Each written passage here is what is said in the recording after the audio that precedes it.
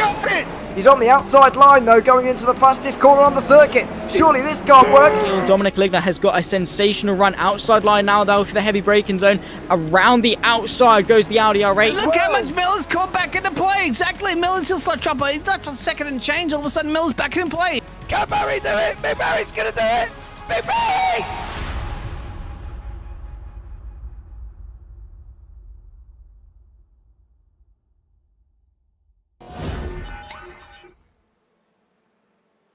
Good evening and welcome back to the SRL TCR Season 6 Fun Race live from Oulton Park with no chicanes. I'm James Parfitt, going to be here guiding you through all the action with Zach Sweeney in the booth. So what is the format for this evening? Qualifying will be 10 minutes or 3 laps, 20-minute heat 1 and then a 20-minute heat 2 with a reverse top 20. Last season's winner, Dan Mould, is in here as well. Dan Sedgley was second and Arthur Ferdle was third of last season's championship. Now, the interesting thing about that is Dan Mould, out of all of the races, and they have 12 races per season, Dan Mould only won 1.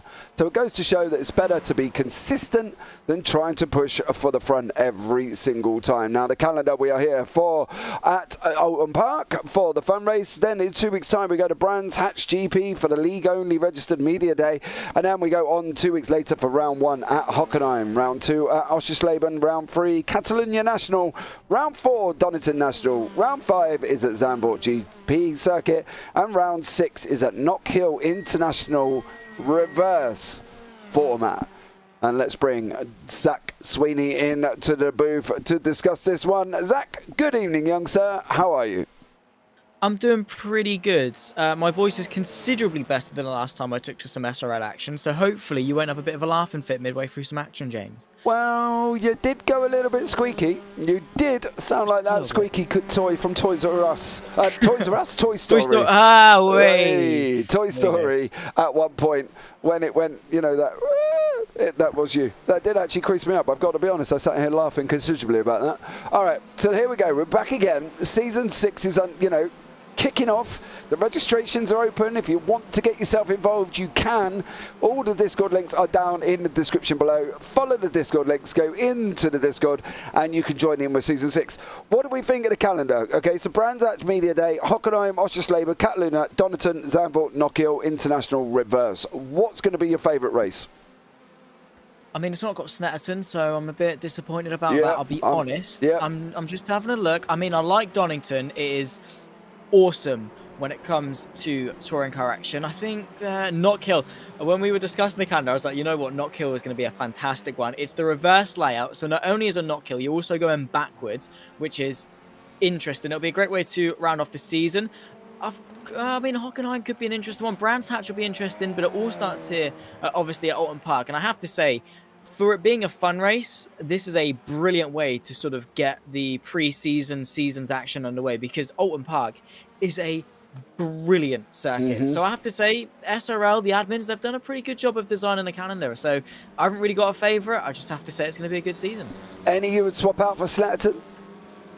I mean, I have to probably Zandvoort. I've experienced Zandvoort a little bit, and I know this is bad because coming from a Max Verstappen fan, right? I would probably take out Zandvoort and put in Snetterton. That's just me being my Norfolk boy and my Norfolk bias. But I've seen Zandvoort in touring cars. I don't think iRacing has the updated F1 layout anymore with the bankings and things. So with it being the bog standard flat version of Zandvoort, I don't really know how well that would be with touring cars. I'm very, very looking forward to getting proved wrong. But yeah, I mean, Snetterton is right there. You've got to have it. The longest straight in the UK. It's a great club circuit, and I mean, you've got Donington, you've got Oulton Park, you've got Brands, you've got Knockhill. All you're missing is Snetterton. Yeah, I kind of have to agree a little bit. I probably would have put Snetterton in. The only other one I might have thought about, and I just sat here and thought about, could be Phillip Island.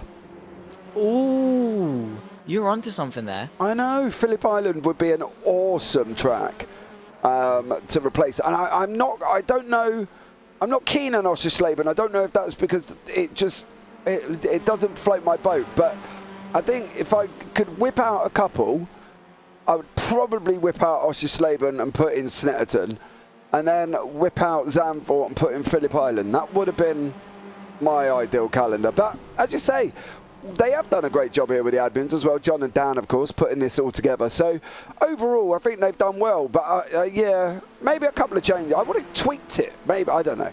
I'm not in control, so you know we just That's go the thing, with it. Exactly. It doesn't matter what we say, because it's not going to change anything, is it? No, they're not going to change it now because they've already listed it. So there you go. Phil's also giving you grief. He said, "I thought you were growing mouses, Zach." Yeah, I know, I saw it. Do you know what? I went to Disney World for a family holiday. Oh, wow, it's nearly 8 years ago now. The first thing I bought was a pair of Mickey Mouse ears that, you know, go over your head. So, well, just, yeah, maybe I am. Maybe it was destiny that I turned into a mouse, but it's nice to see you, Phil. Yeah, I've missed you too. It's been, it's been a long time without you, you know, the whole, well, 3 days since I was last on a JPB broadcast. But yeah, no, I've missed him. It's great. And yeah, cheers, Phil. I don't really got more to say about that because I don't want to score out because I know full well he'd put me on my backside. So I'll just shut up. I don't want to front it out, Phil, but at the end of the day, nice to see you. Pretty much, yeah. We are coming to the end of practice before we go into qualifying, guys, as well. As we've now got a very shaky Zach Sweeney in the booth there. So, yeah, Phil is from your neck of the woods, mate. Is he actually? He is, yeah. Oh, no. Yeah, he's up north. I swear, You're a northern lad, aren't you, Phil, if I'm not mistaken? Wait, what? Northern or Norfolk? I don't know. He's up your way. I'm sure he is. Northampton way? Northampton's nowhere near me. It's not too far away from it. Where are you? Like Norwich. Oh, God blimey. I shouldn't have said that. No. Phil's Phil's on his way. Phil's anyway, qualifying's underway, so yes, let's turn away. Oh, Fraser Garrity, first man out on track, of course. We've also got the wonderful Jay Corley back in here. Now, Jay obviously come and joined us last season for a bit as well. I did make a YouTube short out of Jay.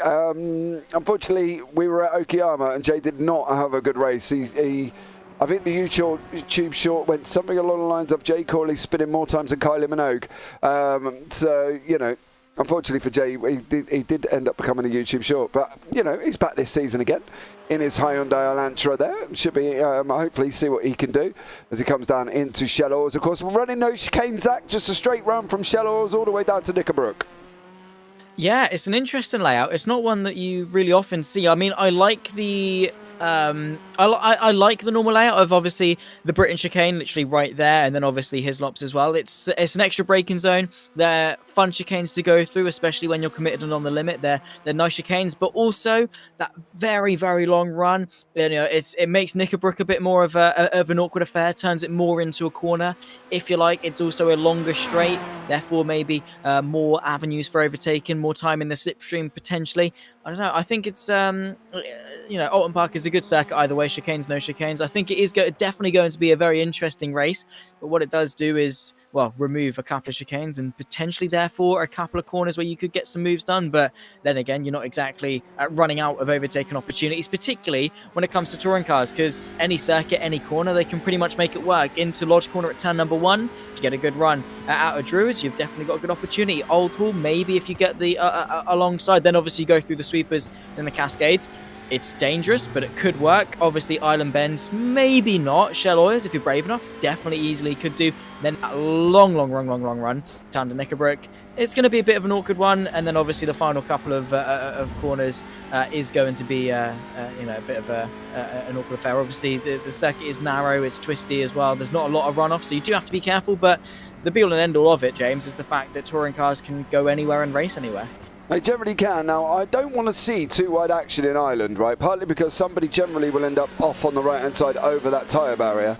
Partly because there's always somebody drifting wide, and it does become quite hard for the person on the inside to tighten up the Island Bend. So we'll have to see how that one works out. We are on board with Jay now as we're heading down this long straightaway the way we're talking about. What do we reckon potential passing opportunities about now? Do we think they're going to happen?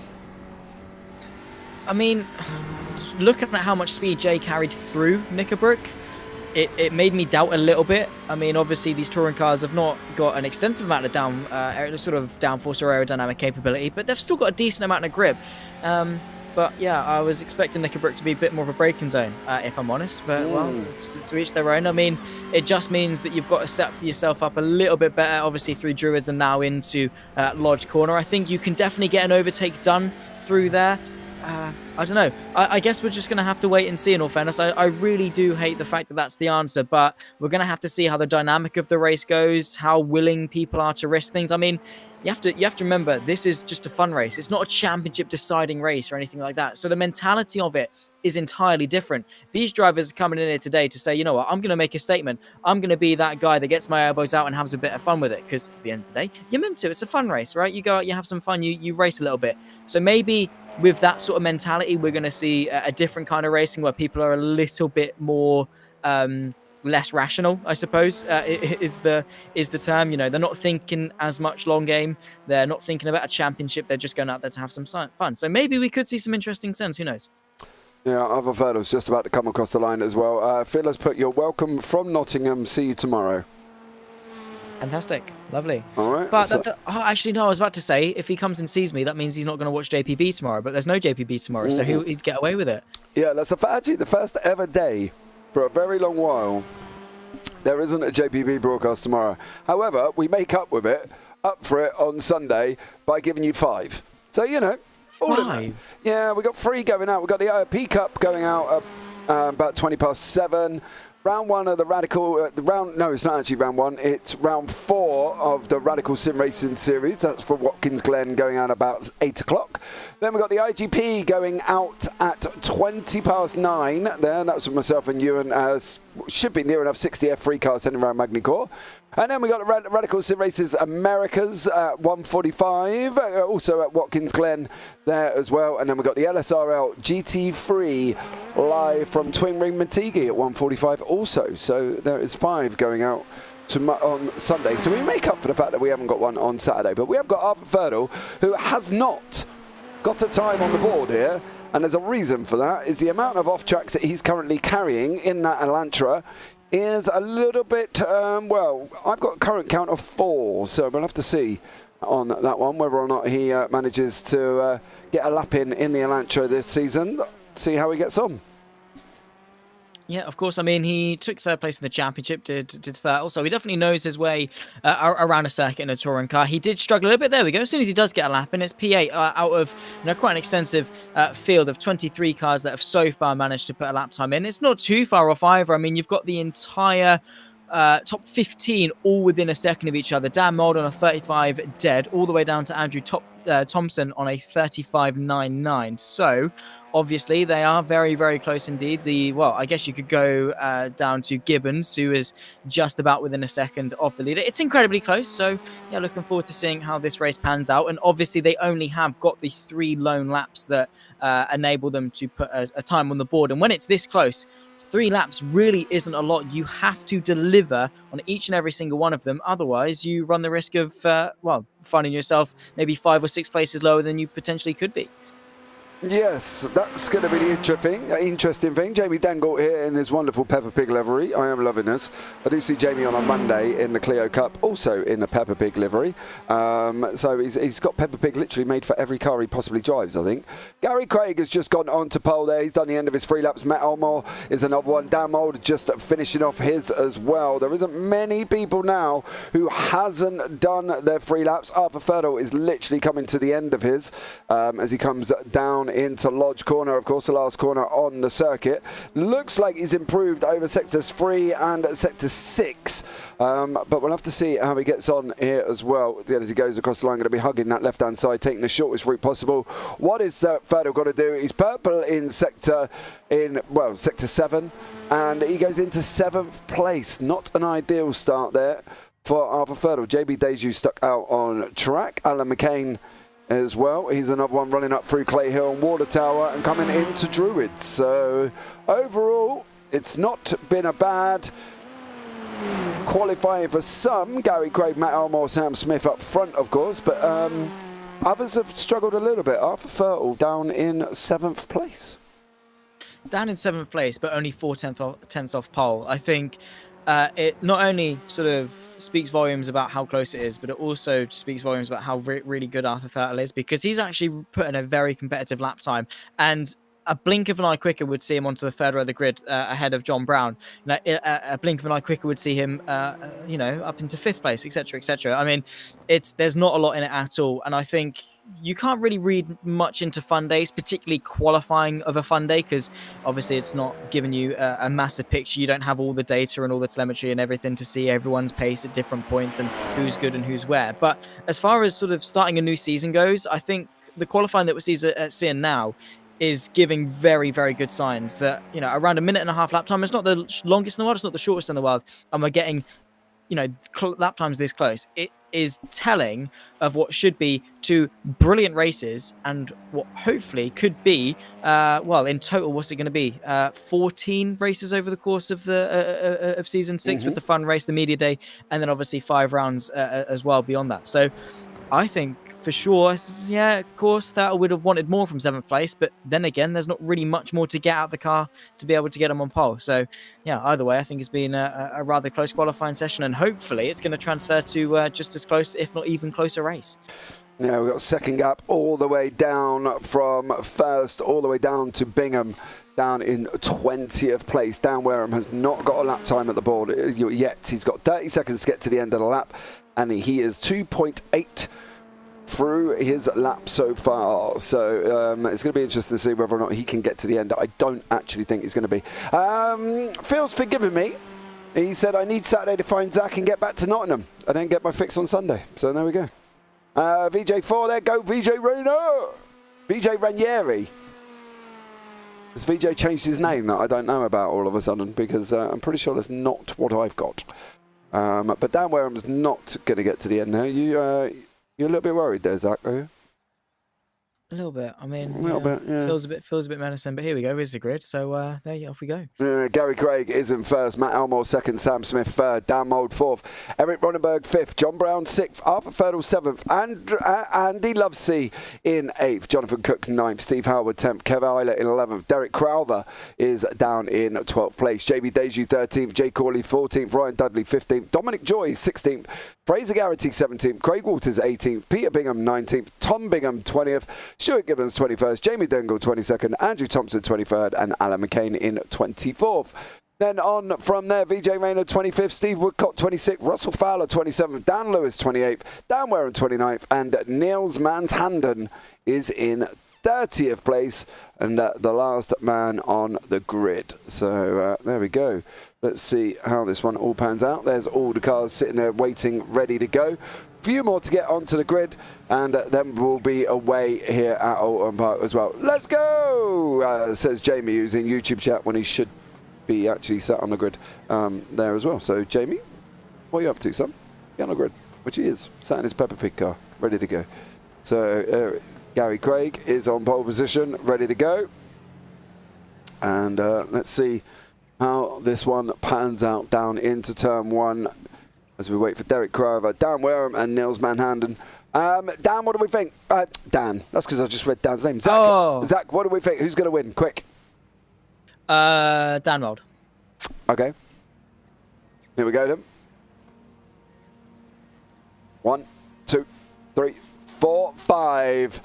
And it's lights out, and away we go here at Oulton Park for the SRL Season 6 Fun Day. That is Gary Craig out in front currently at the moment with Matt Elmore, Sam Smith, and Dan Mould. There's changes Arthur Fertile and Steve Howard flicking backwards and forwards there. Fertile runs a little bit wide in that Elantra as he heads down into Cascades. Currently, Arthur Fertile is up in one place. Steve Howard up 3, got off the line like an absolute rocket there. Fraser Garrity up 3, Alan McCain up 4, Russell Fowler up 5. Big gains there, Zach, but everybody made it through cleanly. 100%, which is definitely a good thing when it comes to Oulton Park. Very chaotic opening couple of corners when it comes to racing this close, but it seems all calm before the storm really for the entirety of the top 4 in towards Shell Oils for the first time, and well, it seems to be fairly tame for the most part. You can see Sam Smith demoting Matt Elmore down a couple of places, Dan Mold as well, so potentially a mistake there for the number 7 machine, down 2 places, and potentially maybe one more as well. He's trying to recover as best he can, but a very, very long run in towards Knickerbrook, downhill before you slam on the anchors. Matt Elmore, unfortunately, maybe a bit of a mistake through Shell Oils, losing that momentum has cost him a couple of places, but Dan Mold is on the move.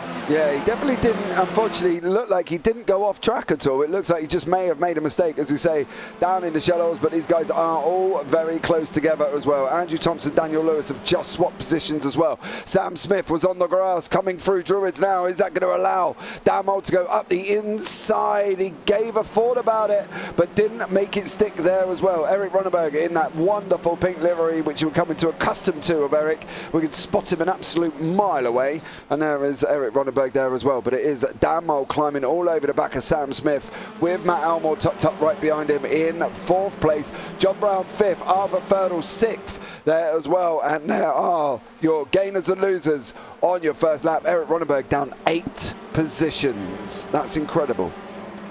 It's a big loss, but it's all about the momentum swing. You know, in a pack 30 strong, in a pack that the top 20 were separated by just a second in qualifying, you make one mistake and you are going to get freight trained. Kev Aylett makes it 9 for Ronneberg as well, down to now 14th place, which is a big shame. Who's that off in the background through Shell Oils? That is a huge off. Steve Hailwood, also Dominic Joy, Arthur Thurtle into the mix as well, nearly rolling themselves back onto the circuit, which is not the first time we've seen that out on park, particularly in recent times of the GB3 Championship. Different corner, of course, but a big off, and well, it's caused a bit of an awkward affair there because, well, they're trying to rejoin the circuit while other people are trying to make their way around it. Yeah, Steve Howard here.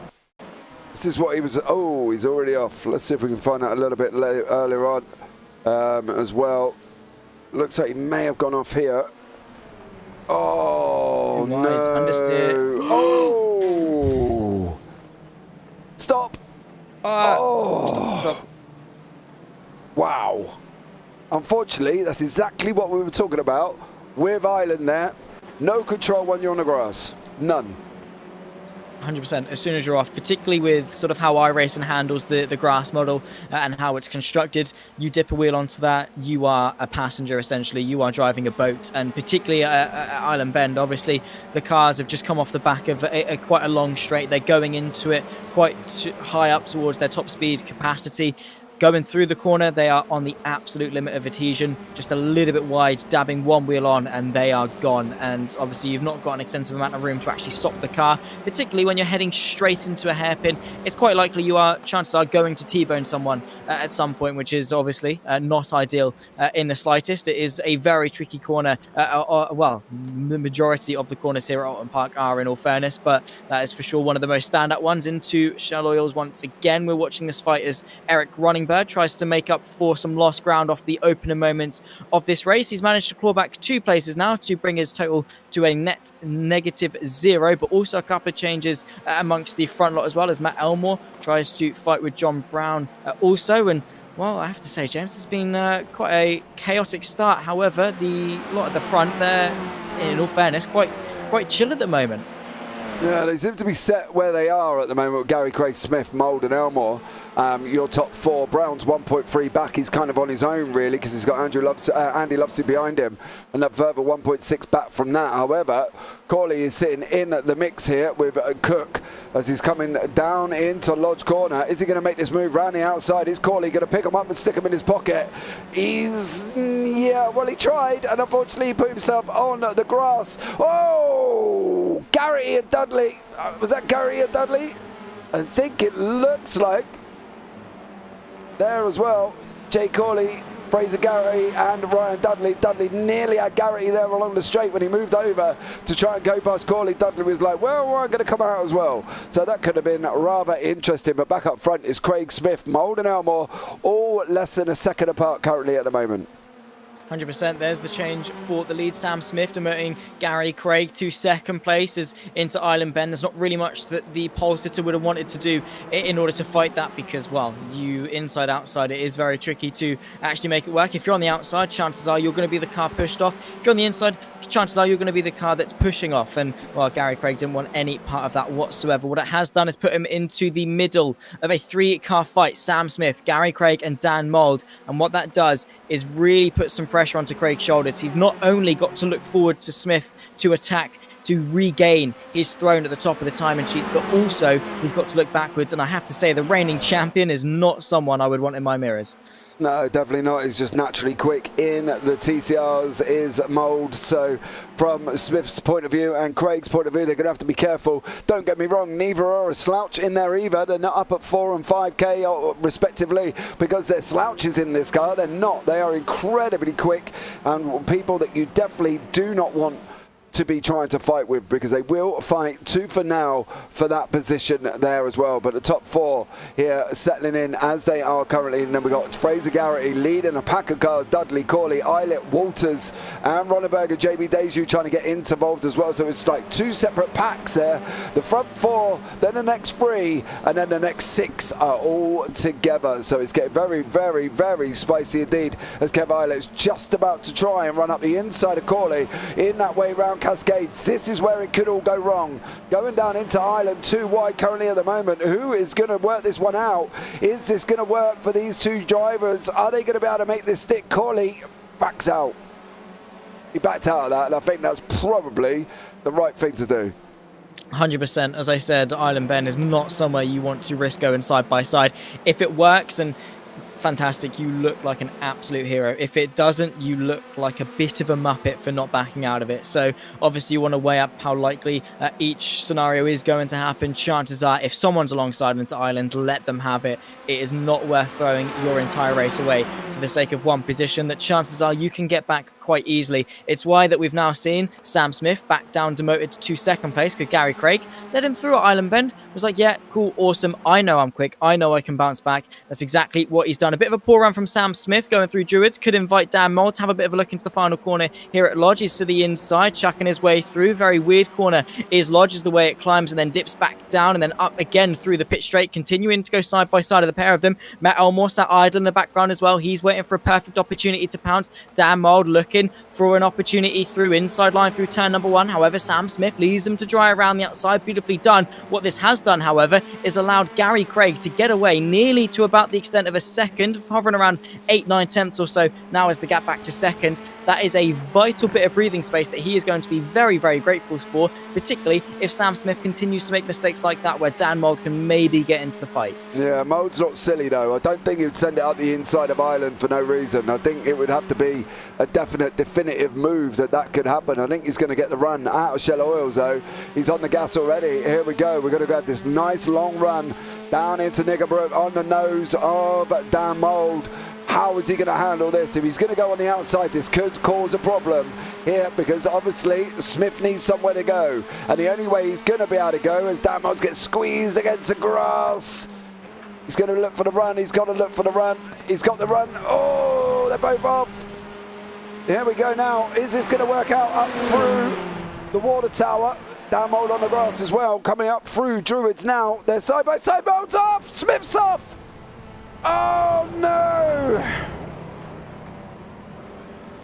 That's huge. Absolutely catastrophic. And Dan Mould is going to have his head in his hands. So too is Sam Smith. What it has done, Gary Craig 2 seconds clear of Matt Elmore, 2 seconds clear of Andy Lovesey as well. That is a huge, huge crash. So easily can happen though. And that unfortunately is the consequences of doing risk it all moves around Oulton Park because, well, you pretty much have the tarmac, then you've got a curb, then you've got grass, then you've got some barriers as well. We're going to take another look as to how it all happened. Through Knickerbook, all good. Sam Smith goes in a little bit wide and you can see Dan Mould tries to get the up and under, nearly reaches the rear end, however, of his rival. Now has a look to the inside of Druids. There is a little bit of contact that sends Dan Mould off to the right near the grass, picks up a bit of dirt on his wheels, comes back over, and then as they try to brake and turn for Druids, it's all a bit messy, and well, obviously going into Druids, they're going quite fast, and well, apart from that, yeah, they weren't exactly There's the initial looking too good. contact. Yeah, it's just that chain reaction, boom, boom, boom. You have to say, Elmore was loving life looking at all that. Oh, who was that currently off the grass as well? Ryan Dudley, we think, may have taken a trip off. Garrity as well, Dangle, Mould, Fertile, Russell Fowler. That was currently off, and that promotes Kev Eilert up to 7th, Corley 8th. Ronneberg is now in 9th, as these guys are licking their lips at the hands of the fact that they've just been given a complete and utter freebie with just over 9 minutes remaining as well. It's something that can happen. The worst thing is looking back, these guys are back together again with Steve Woodcock. So poor old Steve here is going to have 2 people that already made contact, and I've seen this before already. Here, once, how has Dan Mould still got his bumper, considering when we watched him, his bumper went flying? I've got to be honest, I don't know. Maybe he stuck his hand out the window and grabbed it. I don't know. Either way, maybe he picked up a Super Mario repair. I don't know, in all honesty. iRacing sometimes works in some weird and wacky ways, but we love it regardless. And, well, here's a fight here. Eric Ronneberg up now to just 3 places net loss in terms of this race. At one point, it was 9. You have to say, what could it have been for the American had he actually gotten off to a good start, because his pace and his racecraft has been sensational. But right now it seems that Kev Eilert might just be the ceiling for him in terms of this race. Side by side in the background as well is Craig Walters and Jay Corley run side by side on this back stretch towards Island Bend. Of course, to concede though does the Hyundai, and into Shell Oils once more. There's no way through for either couplet that we're following with at the moment. But yeah, the race is, I don't want to say settling down a little bit, but we're seeing some gaps start to form, and well, we're having different couplets, triplets starting to emerge. Yeah, this is what Kev Eilert sees. The big looming pink machine of Eric Ronneberg, as we're just near enough on the inside. Oh, Ronneberg's backed out, of course. Kev Eilert did as well, as these guys come through the bottom end of Knickerbrook, I believe, on the run up through Clay Hill and the Water Tower. So that's a nice, interesting shot there. Ronneberg has backed out. It looks like he did lose a chunk of time. Ryan Dudley's currently sitting in 6th. DK10, the sim community, welcome in. Thank you so much for joining us. And he's tucked up right behind Fraser Garrity at the moment. Dudley in the Audi, Garrity in the Honda. Favourite TCR, Zach, out of these 3 on track? I mean, I like the Honda. I like the look of the Audi though. I think the Audi looked quite menacing. I haven't personally driven any of the 3, so I can't really give a perspective as to how they drive. But on pure aesthetics, I love the Audi, I've got to be honest. The thing is, I have driven the Audi, right? And it's really not much for me to say because I didn't drive it very well. I do love TCRs, but me in the Audi was, well, like putting me in ice skates and telling me to go and do a triple toe loop. It just ain't going to happen. So overall, I do like the Audi, but I'm a little bit of a fan of the old Honda, I've got to be honest. I think, you know, it just, yeah. But then again, people are hit or miss on whether or not they like it, as Dudley's on the grass there as well, unfortunately for him. Ronneberg still now right up behind Kev Eilert. He has, look like he's cleared Craig Walters and is now trying to get onto the back of Kev Eilert. John Brown, for good health, is battling away with Dominic Joy as they're going side by side as well on this run down into Knickerbrook. How is this going to work out? Audi versus the Honda. Who's going to back out? Is any of them going to back out? Yes, sensibly. Dominic Joy does there. What about Dan Mould and Russell Fowler? No, they're not going to be backing out, and they're going to be running side by side. Dan Mould does manage to make that work. Peter Bingham, Arthur Fertile, Steve Howard, of course. Howard and Arthur Fertile involved in an incident. Really, technically, was Steve Howard going wide at Island onto the grass, not being able to stop in it, and torpedoing Arthur Fertile in Shell Oils. So that's how that one worked out, and that's why Arthur Fertile was all the way down in 23rd. Unfortunately for him, Steve Howard, who hit him, is in front of him, which, you know, a little bit frustrating.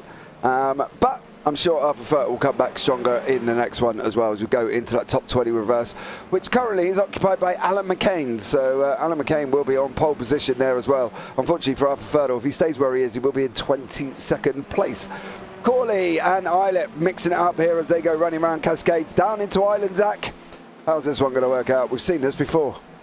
We have indeed. We've seen it go wrong before as well, and sensibly Corley backing out on that particular occasion. It's nice to see drivers exercising some caution, but so far so good in terms of race number 1. We've only got a handful of minutes left to go. You can just see in the top left of your screen there about 4.5 minutes left to go of this first race, and Jay Corley knows that he shouldn't get it done through Ireland because, well, he's got this long back stretch off the exit of Shell Oils in towards Knickerbrook, and, well, if that Hyundai has got some straight line speed on his side, he might be able to work his way past, but no changes as it stands in the very quick flick to the right. Jay Corley unable to find a way through for now, but again, never say never. There's plenty of ways to find a way through, and I think he is just being a little bit cautious, which, as I said, James, in all fairness, the way that race 1 has gone, oh my goodness me, he's clipped his rear left on the grass, he's gone sideways through Druids, he's continuing to go sideways, doing a bit of rallying as opposed to touring cars as he works his way now still onto the grass and brings it back onto the asphalt. Fantastic stuff there, side by side in behind as well for good measure, also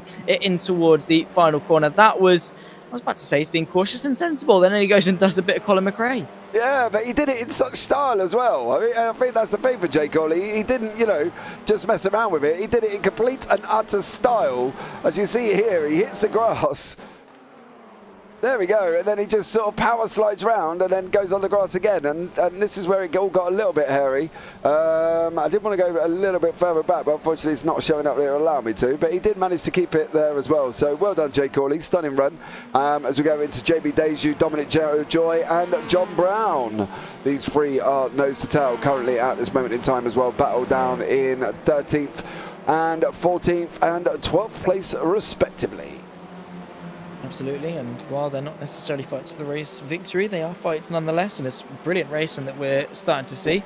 And yeah, fantastic stuff. As we've been saying, I mean, so far so good, and I cannot wait for not only race 2 but also the season to come when it comes to these touring car lot, because while they always seem to impress no matter where they go, no matter who's on the grid, no matter what's what, they always seem to put on a decent chunk of action. Up to this fight here though, it's the fight for 5th. Fraser Garrity, Ryan Dudley all going at it. Fraser Garrity up 12 places, Ryan Dudley up 9. It's the battle of the big gainers in the grid so far, and well, I'm sure it's far from over. A couple of swaps as well as Kev Eilert moves his way around through Eric Ronenberg. So plenty of fights, and well, you don't really know where to look. I respect you, James, for trying to figure out where to point the camera, I'll be honest.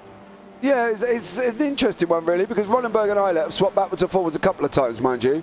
So this isn't their first swap, and it probably shouldn't be their last. But it's just trying to keep all the action on your screen currently, as you see Gary Craig out in front by 2.4. So the top 5 really kind of nestled in as they are. It's everybody behind that with Dudley, Garrity, Ronenberg, Eilert, and then as you can see, Joy is in the mix as well. Dan Wareham with Ferdl. Ferdl's now in 20th, so he will take pole in the next race if he stays where he is. I don't think, to be honest, with 1 minute 45, I would be looking at trying to close up any more. But as you saw in front of us there, Garrity and Dudley were currently nose to tail going around Shell Oils, and unfortunately for Dudley, it looks like he has lost a little bit of time coming out of there. Yeah, I mean, it's easily done. The momentum swings one way, then very quickly swings the other. That is the thing. However, it is a fight between Honda and Audi. We saw the Audi reign supreme a little bit earlier on, but Fraser Garrity's got his work cut out for him because Dudley looks very menacing. A poor run through Knickerbrook. You can see the closing speed of Ryan Dudley as he now ducks and dives. Doesn't really know where to put that Audi, but he finally commits to the right-hand side. It gives him the inside going into Druids. He's got a convincingly way ahead, and what Fraser Garrity is forced to concede. Tries to get the up and under on that way in towards Lodge Corner. However, practically pushing him now. Is there space on the inside? Dudley feels it. Now Garrity going to the outside, the left-hand side. It's the long way round, of course, through the final corner, but if it works, if he's got the grip, he might have a good run. The answer to that is no. Ryan Dudley, at least for now, stays ahead for 5th place. Final lap of the race. Your leader is coming down into Cascades at the moment, and this is Dudley and Garrity. Garrity looking for the run. He's not... Oh, he could have got a bit of tidier run out of there. He might have got Dudley, but not this time, as he's dropped down now onto the brakes. They go left around Cascades. Here we go on this run down into Shell Oils. It looks like Dudley might hold on to this position for a while. However, Dan Mould battling away with JB Deju, also at the same place coming down into Cascades. This is for 12th and 13th place. Mould, of course, involved in that incident with Smith that took them both out, unfortunately. But now is whether or not they're going to be able to, what Mold's going to be able to do here. To be honest, I'm surprised he's made such an effort to try and get back. I know it's only a fun race and there's no points on offer, but technically, you know, still pole would have been nice for race 2, right? I mean, you know, Dan Mold is a driver that is very well race versed in the sense that he knows how to get jobs done. He knows how to drive back through. He knows how to have a bit of fun. Last season took the championship after only taking a single victory. Just goes to show that he knows what he has to do in order to succeed. And while it is only a bit of a fun race, he wants to stake his claim. He wants to say, you know what, guys, it's a new season, but it's the same me. I'm still that guy, and I'm still going to reign supreme. However, on this particular occasion, it's Craig that's going to take the top step. Yeah, Gary Craig is going to come across the line in first place there. Takes the victory. Does Gary Craig. Elmore second. Lovesey done an amazing job there in third place. What is happening with JB Deja and Dan Mold? JB has just about, looks like he's going to lose out there, and Mold's going to be able to take him as these guys are going to be rushing down Deer Leap and up the other side as well. So it is Gary Craig, Matt Elmore, and Andy Lovesey, your winners. Beautiful stuff. Fantastic. Opening event. Obviously, it is going to go the way of Stuart Gibbons for the reverse grid pole in a few moments' time, but a brilliant way to open proceedings here for season 6 of the TCR Championship. Obviously only a fun race, no points or anything on display or anything like that. It is just go out there, have a bit of fun, but also sort of if you are looking to contend for a championship, as I was saying with Dan Mold, you want to stake your claim, you want to get your name known, and you want to be that person that is feared come the actual season opener when we take to Hockenheim. I think that is going to be, very important, because if you go into Hockenheim with an expectation that you're going to do well, chances are, you will, because you'll have that confidence, you'll have that morale boost, and it definitely is going to help you. But so far so good. Gary Craig, really, really impressive stuff, because he didn't have to fight too hard for it. He just had to, drive the car cleanly, not get in anyone's way, and everything fell in place for him. Oh, Jamie, right at the end, is he going to lose that place to VJ Rayner? They're going to come down to the line. Oh, Dengle gets it, but not by a lot there.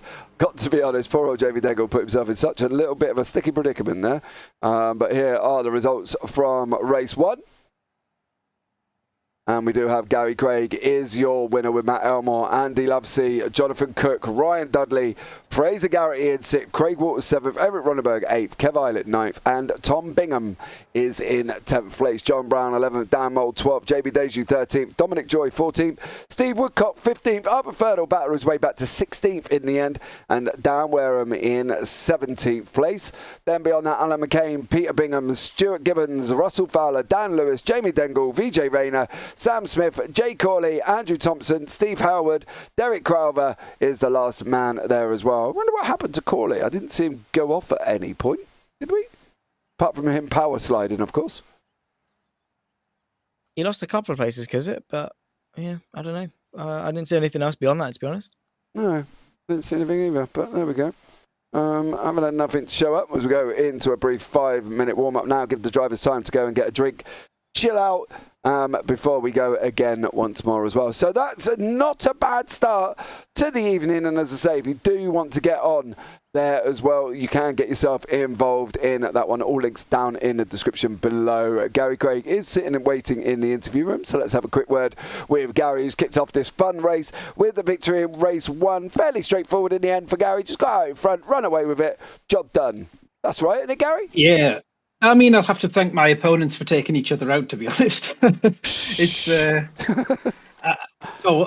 synchronized mistakes. I don't know. I didn't actually see it yet, but no, it was one of those ones where I was just head down trying to get a faster lap and then getting 1Xs all the times. Yeah, but overall, you come away from the victory. Not bad overall. You are going to be down in 20th, unfortunately, though, for the reverse grid. I mean, I'm a race 1 specialist, I get these good qualities, I get good race 1s, and then race 2s, I just die. I had a whole season of it last season. The last race of the season was the only race 2 I've successfully finished without incident, so I don't have high hopes. Well, Gary, I'm sure you will do an absolute amazing job. I'm positive on that one. Big gainers coming, I can see it now. But Gary, well done on your race 1 victory. Cheers, I look forward to watching it back. Take care. Right, and then now we have got Jonathan Cook, who for some reason I can't seem to move here. So this is interesting. But let's bring... Oh, hello. No? I did it, and then it didn't work. No. Jonathan, are you there? Hello. Hello, how are you? Yeah, good, thanks. How are you? I'm not too bad, mate. Not too bad at all. How was that for a opening race for you? Yeah, it's pretty good, to be fair. I mean, obviously being at the front, there wasn't too much carnage, but I just managed to keep it clean. A few others had some incidents in front of me. I think the podium guys had a big crash, and that sort of brought me up from 6th to 4th, I think it was. So, yeah, really happy with that, to be fair. Yeah, not a bad start. How do we think you're going to cope with the reverse grid? I think this is going to be damage limitation. I don't expect probably to finish in the top 10 without being lucky with the instance. I think this is purely going to be just try and keep it clean and be cautious of what's ahead, really. Judging by sort of previous races, a few instances, and then it ends up taking out a few other cars rather than just being one guy spin off. So yeah, just I guess being cautious what's going on. Sit back, chilling, and hopefully you make it through. Yeah, absolutely. Absolutely. Well, Jonathan, thank you so much for joining us, buddy. There. Good luck in race 2, and hopefully we might have a chat with you later. Yeah, no worries. Cheers, guys. Well, there we go. I had to move him in the old-fashioned way by right-clicking and doing it that way. Couldn't move him in the other way. But overall, you know, Gary Craig sounds positive. Not so positive about race 2, though, Zach, there.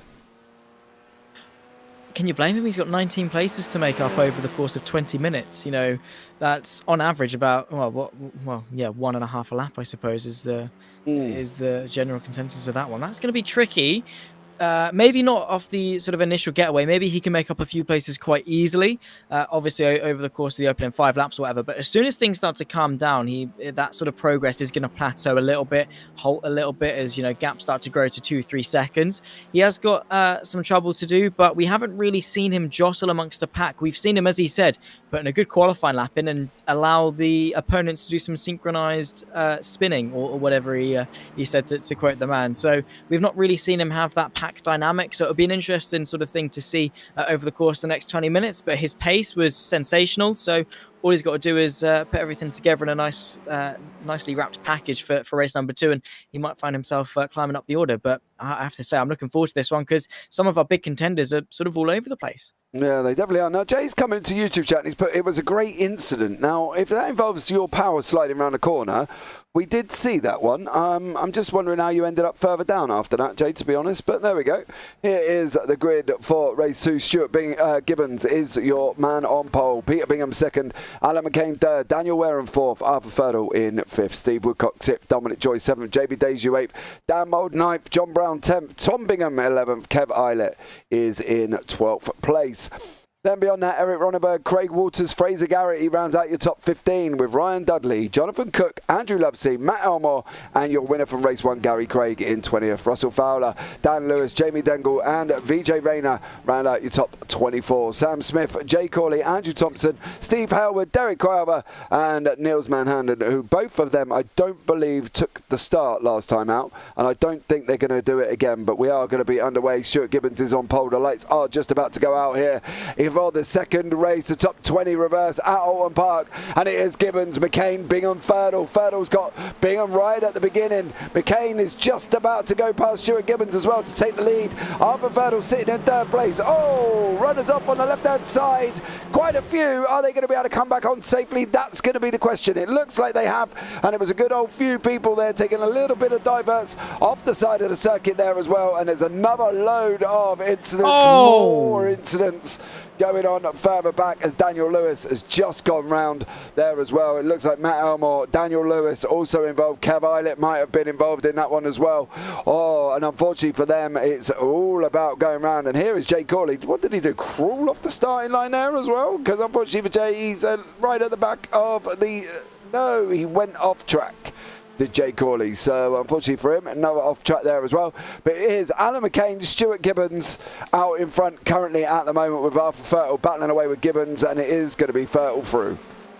It is indeed. Arthur Thurtle trying to redeem himself over the course of race 1. I say redeem himself, redeem his result. Not necessarily a mistake on his part by any stretch of the imagination, but looking to contend over the course of race number 2. Very, very chaotic, and that sort of happens when you get the reverse grid dynamic. You get the quote-unquote faster guys trying to force their way through some of the quote-unquote slower guys and get their way back into position, and, well, that just ends itself being a whole jumbled heap of mess sometimes. We're right on board at the moment with Arthur Thurtle, following him from up above. The top 4 separated by absolutely nothing. After the first lap concludes, Alan McCain, Arthur Thurtle, Stuart Gibbons and Peter Bingham, your top 4. And, well, no massive movers in terms of sort of previous race victors or anything like that, I suppose. I mean, Gary Craig is up 8 places, but just shy of the top 10 at the moment. Here we go. This is spicy. All aboard the Dudley Express, I suppose, because, well, he's got 1, 2, 3, 4, 5 cars all queuing up behind him. And, well, Ryan Dudley's going to have a good time trying to keep those behind. Yeah, he is. Unfortunately, it looks like Sam Smith and also Andrew Lovesey had an incident. Both of them guys are back in the pits there. So unfortunately for them, it looks like game over. It looks like VJ Rayner is another one that may have suffered, but it is Lovesey, Smith, Mantan and Crowther. Crowther and Mantan didn't take the start, unfortunately. They are out at this moment in time and done. Steve Howard is sitting in 19th place. He's having a battle with Dengle, but it is all about Ryan Dudley. What is Dudley going to be able to do here? What has he got to do, Zach? That's more of the question. Well, he's 2 seconds off the back of JB Dejoux, which is not a unfeasibly mammoth task to undertake. He could close that gap, particularly considering Dejoux is in a bit of a fight with John Brown himself. He's got that ability to potentially go and catch, or he's got the option to just anchor down and see where he can get. I mean, he's got a long way, over 3/4 of the race left if he wants to anchor down and defend. And when you defend for that long, chances are you are not going to make it out on top. A little bit wide out in front as well as Dan Mould tries to get himself into the mix. He now gets his way back into where he started, past Eric Roningberg, and, well, now knocking on the door potentially of Ryan Dudley. So maybe his defence is going to be short-lived with the reigning champion knocking on his doorstep. But if I was Ryan Dudley, I don't know, I would do my best to try and catch the pack in front to improve on my race. But as soon as you start defending, you sort of seal your fate and you've got to commit to the bit. And, well, yeah, the bit in said sense is 5 cars queuing up behind you ready to pounce, and all it takes is one mistake and you could lose all of those 5 places. So I'd say to Ryan Dudley, he's not in the best of places, but, well, that's kind of obvious. Yeah, from Dudley's point of view there, he's clearly going to be trying to defend for his life here. I don't know the chances of him being able to do with it. And I'm not saying Dudley's not experienced. I'm not saying he's not a capable driver. I'm just saying it's going to be tough for him to defend from the defending championship champion, which is Dan Mould right behind him. Unfortunately, McCain looks like he's gone. I don't know where he's gone. He went off track here. And it looks like he has gone after... Oh, ouch. Oh, wow. Missed Arthur Thurtle. Well, poor old Arthur Thurtle really could be in it here. And he manages to miss him as we go back on board with Ryan Dudley and the fight earlier on with Dan Mould, which still is kicking off currently at the moment. Absolutely, that was a very big shunt through Shell Oils, and just goes to exaggerate the point that we were making throughout race 1 in the sense that it's a dangerous corner. It's very sketchy, as well, going off on the exit of Druids there, just in the background. That's one of the Hyundais. That might be Craig, I believe, just in the background. Yeah, Gary Craig, who, of course, won race 1, up now to 11th place from 20th on the field. And I said, didn't I, at the start of the race, that he's going to make up a ton of places. And, well, that might still continue because the gap up to 6th isn't massive. It's only a hop, skip and a jump between each individual car, and he could easily find himself into that contention. And, oh, you never know, if he keeps it clean, if he keeps it consistent and adopts his strategy that he adopted throughout race 1, he could still find himself up a few more places over the course of the rest of this race. Fight for second though, Stuart Gibbons, Peter Bingham and Daniel Wareham all fighting over as John Brown joins into the mix as well. If Dejoux gets in, closes that 1.1 second gap, we could have a long fight here for second.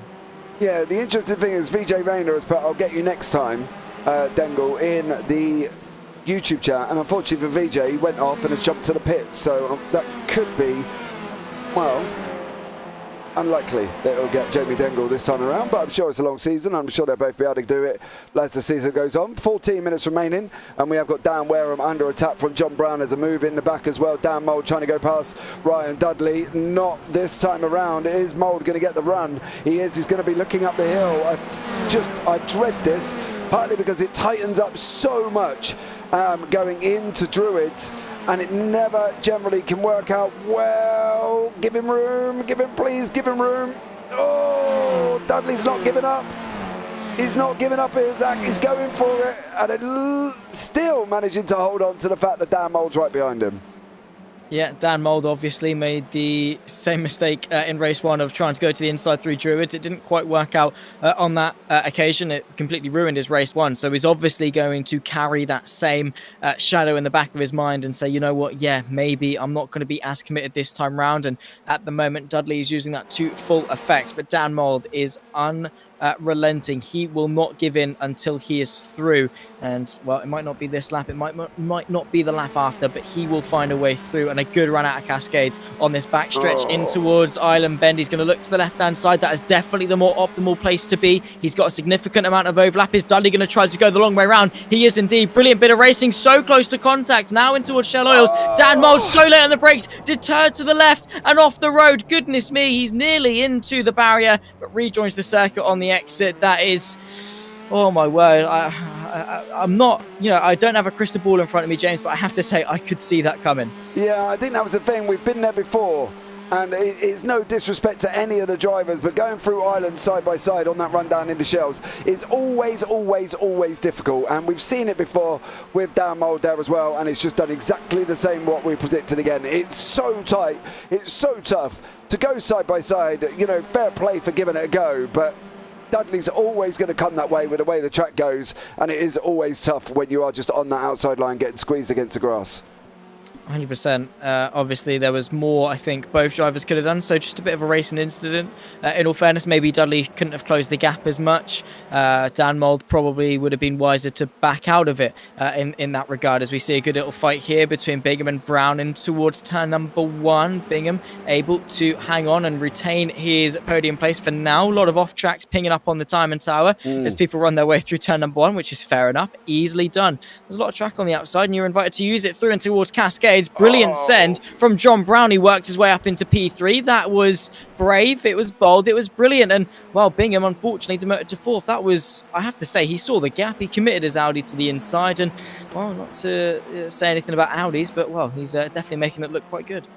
Yeah, Bingham kind of left the door wide open there. And, unfortunately, there's only one thing that's going to happen, and John Brown's going to come through. JB Deju has now got Ryan Dudley right behind him. Is Deju going to be able to make this work? He's got to try and stop Dudley. He can't be, obviously, let's only keep it to one move. That would be ideal. Dudley's on the left-hand side going down into Knickerbrook. 2 Audis together, 3 Audis there with another one in the back of Craig Waters. It is Dudley. Deju backs out a little bit, but now he's going to be under attack from Waters. What is Waters going to be able to do here? Is he going to be able to make this move as well? Can he get past? He's zigging and he's zagging, and next he's going to be joining the dots as well, and he could have a nice little picture by the time he's got his pencil out and figured out what he's going to do. He's going to look for the run now, going up the inside. He's going to be going up the inside. Deju's going to leave the door open. He's got to leave the door open. Waters has got his nose up the inside, and away he goes through Lodge, and looks like he got the job done there, Zach. Indeed so. As soon as the car's ahead, you can claim the corner pretty much, as they're still continuing to fight it out. Here's Bingham. Now he's got Wareham just in behind. Also the fight between Stuart Gibbons and John Brown. John Brown up 7 places. He's not good with that. He'll never be satisfied. He always wants a little bit more. He's looking to make it 8, and a little bit wide there from Gibbons is definitely going to be a little bit saucy in the mouth of John Brown as he tries to work his way past, but no prevail on this particular occasion towards Island Bend. There's no way through, and, well, you'd be stupid to try and send it from that far back, because, well, Brown, he's got the time. He's still got half this race left to go. Let's not forget. I mean, he's got the time to work his way up into 2nd, but, well, I think 2nd is the best he's going to ask for, really, because Arthur Thurtle sort of taken off in the fight for the leads. But here we go, the long run in towards Knickerbrook, and already pulling out to the left. Yeah, he is. It looks like he's going to try and go around the outside excuse me, of Knickerbrook. Is Gibbons going to be able to give him room? They're going to be running side by side. Oh, up through now they go. And it is Brown getting through on that one. Gary Craig is having a nice little tidy battle with JB Deju here. He's trying to go through as well. Craig's up 11 places, one of the highest gainers, along with Steve Howard, who's also made his way back through as well. And from Gary Craig's point of view, for a man that was very nervous about race 2, he's picking them off bit by bit, and he's not rushing the overtakes, and he's just getting the job done, and he's going to get another one there on the inside of Deju coming down into Lodge as well. He could, you know, I'm not saying he's going to get the win here, Zach, but he ain't got far to go before he starts getting into the next pack. Yeah, 100%. I mean, that's obviously Gary Craig's style, is the sense that, yeah, you know what, it's side by side just in the background as well between Deju and Geraghty. Geraghty trying to squeeze the action on the inside. However, Deju sees it coming and goes to the outside there. Now 2 abreast going into the Cascades, but all going single file. Back to back goes Deju, Geraghty and Roningberg also into the mix. But Craig's so obviously ideology is pick them off one by one. Don't be silly. Don't be too aggressive. The race will come to you. Inside line through Island Bend. That is definitely something that Gary Craig would not would shy away from, I should say, and would definitely cringe at the thought of doing. He's more passive. However, Deju wants to get the moves done and dusted, and well, unfortunately for him, it was Geraghty that got the move done and dusted on that particular occasion. Have to say it was brave, and well, it takes someone who's maybe a little bit more bright rather than brave to allow both of you to get through alive or not in situations like that. Is Stuart Gibbons is really pushing the limits trying to keep 3rd place. Yeah, I love the fact that VJ's now in YouTube chat. Apparently, I won't get you next time, Dengle. So there we go. After coming in before the beginning of this race and saying he'll get him next time. Unfortunately, he did not. But it is Stuart Gibbons with Peter Bingham. Further back from that, Craig Waters. And Craig now, Gary Craig trying to make his way past another man. Is this going to be number 13 of Craig Waters here coming up very soon? Maybe not if he runs over the grass like that, he won't. And unfortunately for him, he's dropped a little bit of time back currently at the moment. Kev Eilert is now got Russell Fowler with Jay Corley right behind him, and they're trying to battle away here for 17th, 18th and 19th place respectively. So we'll keep an eye on that one. Dan I'll put the first lap of the race in on a 1:33.99. So Dan Mold's flying, but he's also currently sitting down in 12th place at this moment in time. Yeah, so it's nice to see good fights up and down the order. There we go, nearly continuing to go for the fact even into some of the trickiest corners on the circuit. So it's very promising signs to see how incredibly close the field is and how competitive people are and how much they want these moves done. It's definitely going to invite some carnage, some chaos, some calamity. Also, some nice bit of spice and action over the course of the season as well. So I'm very much looking forward to these guys because they're aggressive. They're racing drivers, aren't they? They're straight to the bone. They are fantastic at what they do, and they will not skimp away from any form of competition. Dan Mold trying to recover, obviously, went off at Shell Oils a couple of laps ago. Up now to 11th place, make that 10th. He works his way past Eric Roningberg for good measure. Also 3 seconds off the back of the train or battle, I should say, for Fraser Geraghty. Also then the fight between Craig Walters and Gary Craig for 7th. So still doable, but well, if he wants to do it, it's got to start now. Yeah, he definitely has. Gary Craig's got to try and get past Craig Waters. Waters seems to be a little bit of a tougher opponent than the other 12 he's gone past already. No disrespect to them, of course, but Gary Craig did win the first race by a country mile, and it looks like he's going to be trying to make a move up here further on as well. But this battle with John Brown, Stuart Gibbons, Peter Bingham, Dan Wareham, all battling away quite nicely in the pack for 4th, 5th and 6th. Currently at this moment in time. Eric Ronneberg in the background there as well. He's chasing down Dan Mold, and then we've got Tom Bingham, Joy, Cook, Howard and Fowler. They're having a nice little tidy battle further down as well for 13th, 14th, 15th and 16th. So battles all the way through here on the SRL Fun Day from Oulton Park with no chicanes. So it's going to be an interesting one, Zach, how they go into the last 4 minutes. Absolutely, and well, it's sort of that time where you've got to start shifting into an extra gear, finding something that you can do in order to harness some extra couple of tenths of a second or whatever it is, some form of a way to find your way past a couple of drivers, because, well, now is the time where it really starts to count. You don't need to lead any lap of the race, bar the last one, bar the final corner until you cross the line.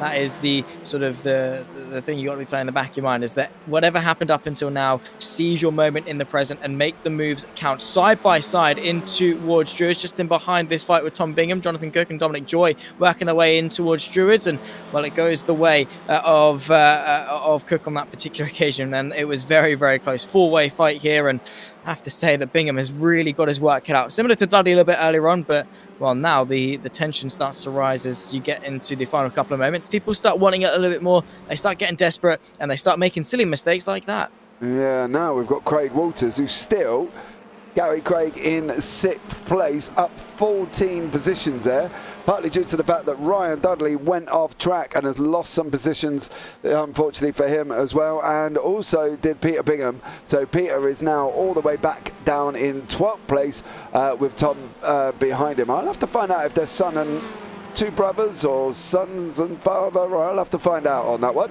But here's Dudley under attack from Eric Ronenberg for 9th and 10th place. And yeah, interesting one going on here with Fraser Garrity and Gary Craig. It looks like Craig has made a mistake and unfortunately it allowed Fraser Garrity through. He did go an off. How bad an off was it? Well, here we go.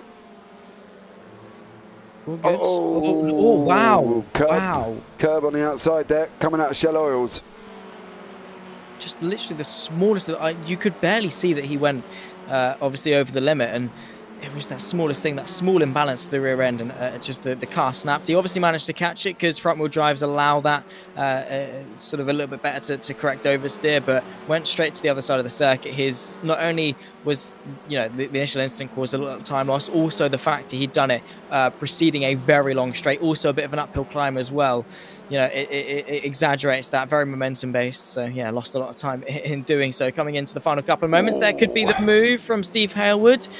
In going for it, though, I respect the effort and going for it. He's lost a lot of time. However, Tom Bingham and obviously Cook going side by side might bring him back into the fight. And well, no, it doesn't, because well, it's not really much of a fight from Bingham. Yeah, Bingham's let Cook go, and Cook's now through up into 13th and place gaining 4 there. Gary Craig, 13 positions gained. He's got about nearly a second to the next man, Fraser Garrity. Eric Ronenberg and Ryan Dudley still trying to, with Ronenberg trying to close up. Both up 7 places for Dudley, 3 for Ronenberg, and Steve Hailwood is tied highest gainer with 13 places, and then Russell Fowler having a go here as well with Dominic Joy further down in 16th and 17th. So they're still battling with a minute and a half to go, and Alva Fertel has kind of run away with it, hasn't he, Zach? Really 7 seconds up front. Yeah, he's definitely enjoyed this race as Arthur Thursell, and he's trying to make the statement that I'm better than 3rd place in the championship, which he's going to aspire to improve upon. Didn't have the race that he would have wanted in race number 1. The qualifying was decent, 7th place, but obviously you always have that thirst for victory, and that's exactly what Thursell's been able to do, but via the reverse grid format that he's been able to put himself into that position. John Brown's also been really impressive, up 8 places. Craig Walters 9, Fraser Garrity 9. Gary Craig, however, up 13. Dan Mould started at, well, what is that, 12 places ahead of him, and now sees himself in front, Gary Craig, in front of Dan Mould, which just goes to show how good Craig is. And I have to say, Dan Mould, he was able to get away with winning the championship last season with just a single win. I have to say, with drivers like Craig on his heels, he's might need a couple more than just one to win season 6. Yeah, he's definitely going to. Steve Hailwood, well, literally climbing all over the back of Tom Bingham. Eric Ronenberg and Ryan Dudley. Yeesh. Coming around our Cascades there on the rundown into Island Bend currently at the moment as well for the final lap of the race. Fertel is on his way down through Hilltop down into Knickerbrook as well, and he's only got about 4 corners left to go before he gets across the line. But it is going to be Ronenberg and Dudley. Ronenberg's looks like he's got the run out here. Is he going to be able to hold on to this one? That's going to be the question as he tucks right in behind Dudley now. Here we go once more. Eric Ronenberg and Ryan Dudley down the run, down Hilltop they go into Knickerbrook, Is this going to be Ronneberg's move? Dudley moves across, covers him off. He looks up the inside.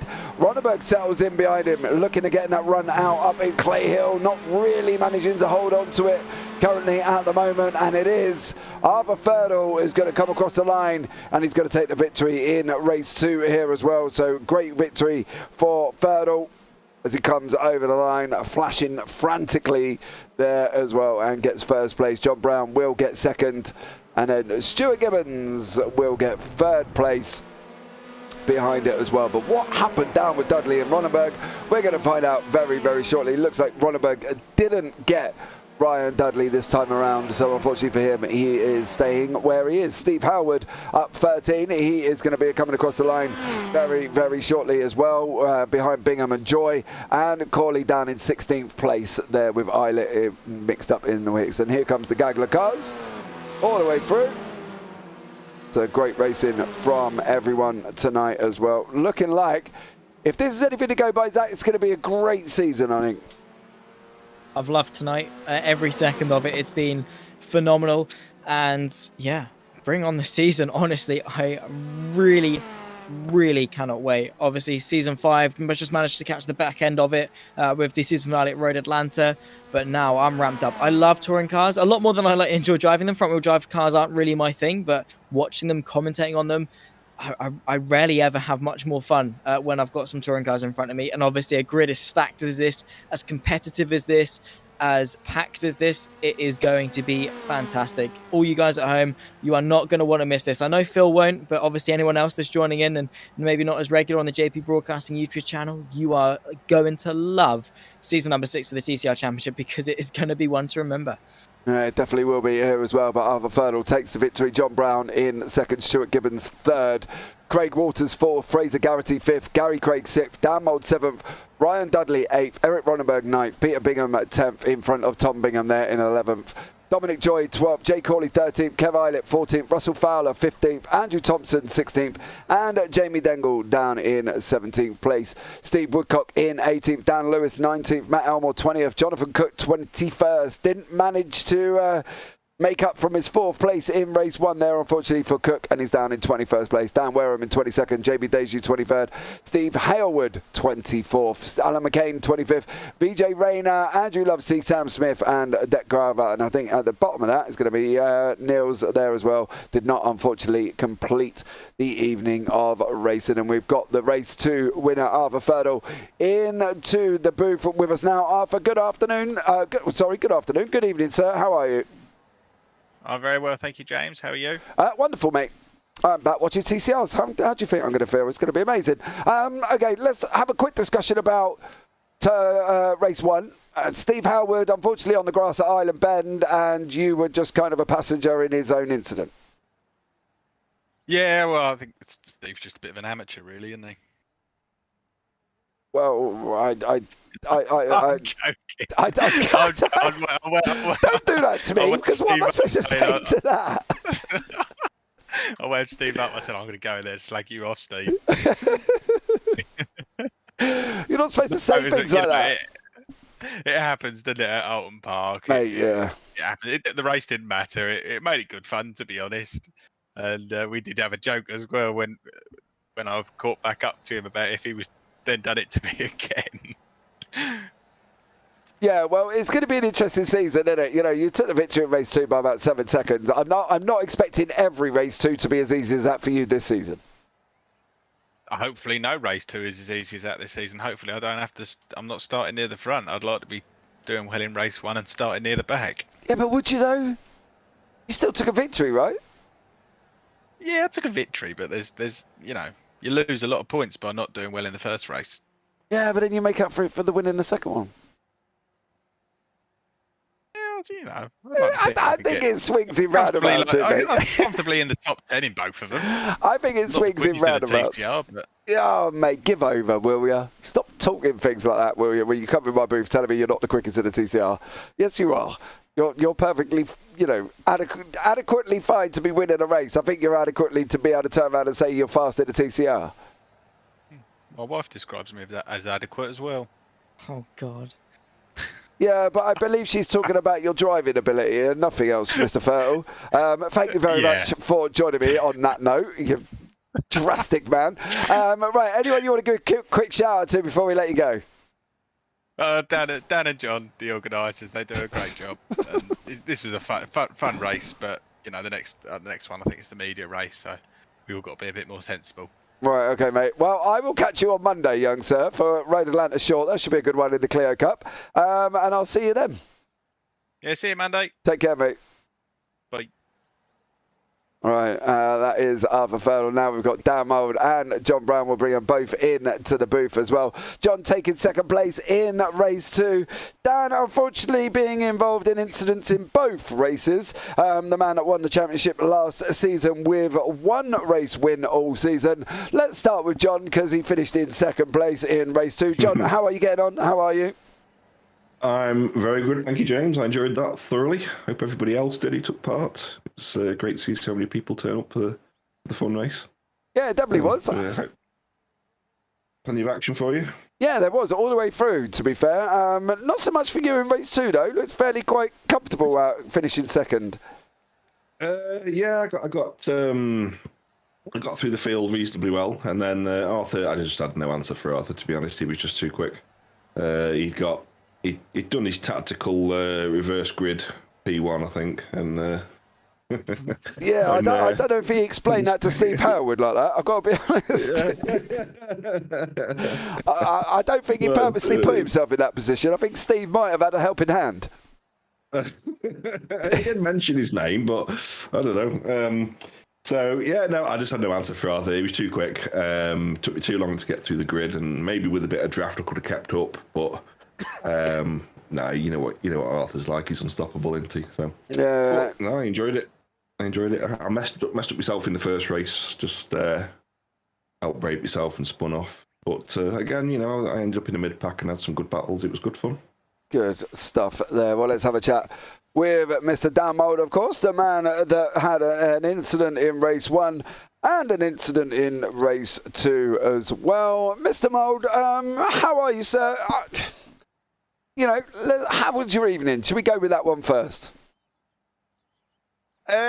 From the organising side of it, yeah, it went good. 30 people turned up. I know there's a few incidents, but we've explained that this is going to happen, especially on a track like this. Such a tight, fast track. I did say to John before the session went live, I think we've picked the wrong track here, but it's iconic and I love Oulton. But regarding the results, I had a majestic battle with Sam, and I think it may have been me getting a little bit too tight on him, and then I think we come together. I went on the grass, and then that was it. I couldn't save it. I tried, and then I just rotated into him. I think he was a little bit cheesed off, so sorry, Sam. And then race 2, Ryan Dudley's had some new hardware, and he's just gained confidence and pace, and it was just tough with him. And again, just slight contact, and then that was it. I was on the grass again, but I'm not overly fussed. I'll save it for the actual league. Would have been nice to have a battle with Arthur and Gary up top in the couple of races, but it is what it is. I want to blame you though, James, because when I was in the practice session, the car felt alien to me because of the Clios, and I wasn't liking the fact that John was quicker than me. I almost got onto Right Move and sold my house because I can't be having John being quicker than me in the street. So, hold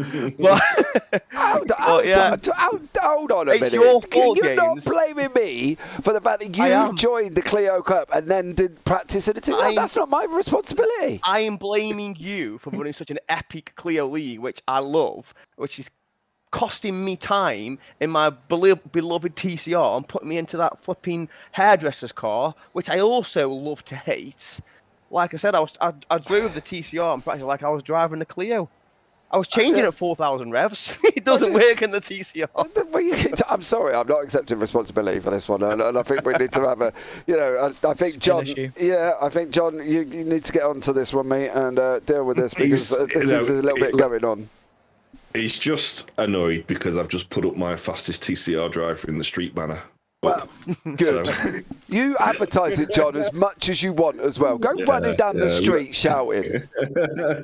I'll tell you that much. But, you know, look, going forward, though, John, tell us a little bit about the series. What are we going to expect this season? Close, clean racing with any luck, mates. We'll a great season of tight TCR style tracks lined up, and hopefully we'll get a decent turnout. Everyone's welcome. We like to keep it friendly and have everybody in the Discord chatting away whilst we race. So if anybody feels like they would enjoy a nice relaxed league on a Friday night, then get in touch on the Discord. Links are in the description, I assume. Yes, they are. And if people, you know, who've raced tonight who are new to the community, you know, if you've had a bad night, don't base it on tonight. You know, the league is like yours, James. It is a very good. We do have some real good, as you know, we have some real good close racing, and the atmosphere in the Discord is really fun and friendly. No matter what happens, we come together and we just discuss them.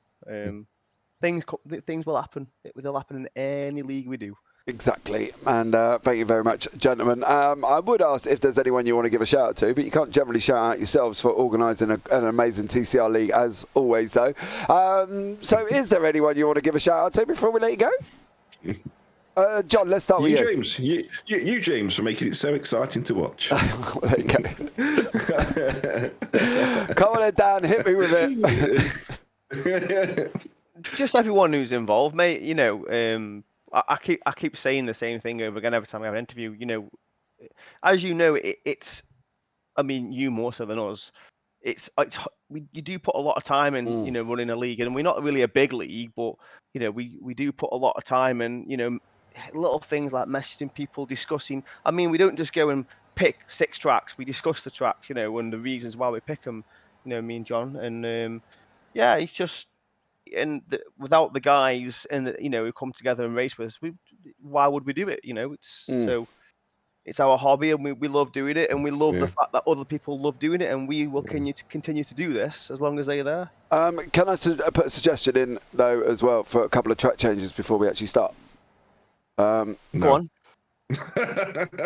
Go on. Zandvoort for Snetterton and Oschersleben for Phillip Island. Why? Oh, Snetterton. I love both of them tracks, mate. We've got to have Oschersleben. No, I'm sorry, Phillip Island all day. Yeah, maybe next season, eh? Oh, okay. Well, you clearly didn't discuss the tracks with me before we started putting them out, did you? So there we go, gentlemen. Thank you so much for joining me, and we'll catch up with you for the GR86 next week. And Dan, you know, enjoy your hairdresser's car on Monday at Road Atlanta Short. I can't wait. Can't wait. Take care, See you later. Bye. See you, mate. See you. All right, so there we go. That was, of course, Dan Mould and John Brown there, Zach. Both of them in high spirits, mate, considering Dan had a bit of a up and down evening.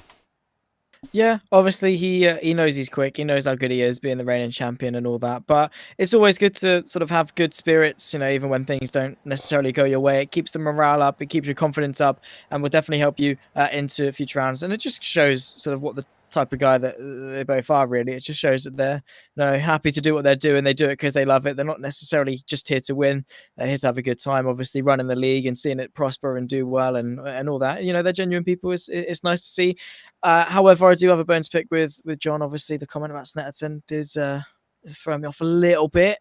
But you know, that's fine. He's entitled to his opinion, even if it's a wrong one. So we'll leave it like that. We'll let him carry on. But yeah, obviously, really looking forward to seeing how the rest of the season gets going, because it honestly is going to be sensational. I really can't wait to see, obviously, what Dan Mould and Co can really do. Obviously, the people fighting towards the front end of the field, they're going to be having so much fun, and we're going to be having so much fun in the commentary booth as well. I seriously cannot wait. No, it's going to be an amazing race in there. As John said, if you want to get yourself involved, all Discord links are down in the description below. But that is it, guys. That rounds out tonight's broadcast for myself and Zach Sweeney. As always, take care. Have a great week. And you never know, we might see you on a track sometime. Good night.